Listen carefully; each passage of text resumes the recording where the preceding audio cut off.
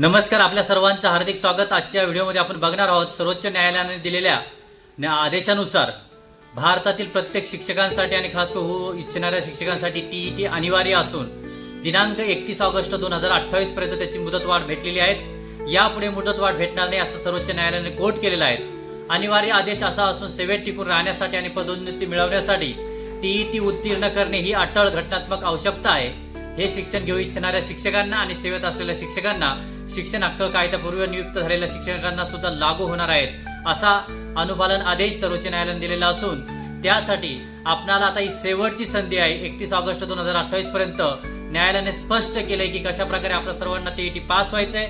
अगर जे शिक्षक नोकरीमध्ये रुजू असतील आणि खास करून त्यांना प्रमोशन किंवा खास करून नोकरीमध्ये राहायचं असेल त्यांच्यासाठी सुद्धा टीईटी गरजेची पास होणं आणि जे नवीन लागू इच्छित त्यांच्यासाठी सुद्धा गरजेची आहे। यामुळे 2028 पर्यंत जे शिक्षक मुदतीपर्यंत टीईटी पास होतील त्यांचीच सेवा ही कंटिन्यू केली जातील, अन्यथा त्यांची सेवा समाप्त करण्यात येईल। ही एक धक्कादायक बातमी आणि ब्रेकिंग न्यूज आहे। त्यामुळे सर्व शिक्षकांसाठी ज्या पुनर्विलोकन याचिकांचा एक गट फेटाळून गेला होता आणि फेटाळून लावण्यात आला त्या सर्वांसाठी सेवारत आणि इच्छुक शालेय शिक्षकांसाठी टीईटी यापुढे उत्तीर्ण होणं गरजेचं आहे। टीईटी उत्तीर्ण नसाल तर कदाचित तुमची सेवा समाप्त होईल आणि म्हणून विशेष तरतूद म्हणून सर्वोच्च न्यायालयाने आपल्या सर्व असाधारण अधिकारांचा वापर करून ज्या शिक्षकांच्या सेवानिवृत्तीला 5 वर्षापेक्षा कमी कालावधी शिल्लक आहे त्या सर्वांना सवलत दिली आहे। ते सेवेत राहू शकता, परंतु परीक्षा उत्तीर्ण केल्याशिवाय पदोन्नतीत अपात्र राहतील। म्हणजे लक्षात ठेवा, न्यायालयाने स्वतःच्या अधिकारांचा वापर करून एक गोष्ट करण्यात आली ती म्हणजे ज्या शिक्षकांचा 5 वर्ष फक्त रिटायरमेंट खास करून सेवानिवृत्ती बाकी आहे त्या सर्वांसाठी सवलत दिलेली, परंतु त्यांची पदोन्नती होणार नाही।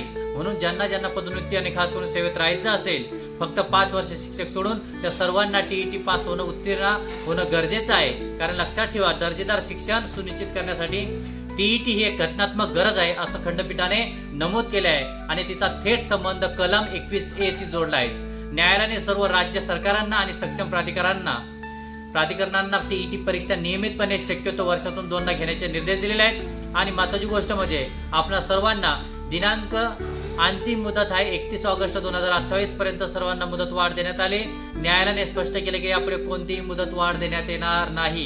ही ब्रेकिंग न्यूज सर्व शिक्षक बंधू आणि भगिनीसाठी आहेत जे सेवेमध्ये आहेत आणि खास करून जे नवी इच्छुक सेवा करू इच्छित शिक्षक म्हणून त्या सर्वांना टीईटी परीक्षा पास होणं गरजेचं आहे।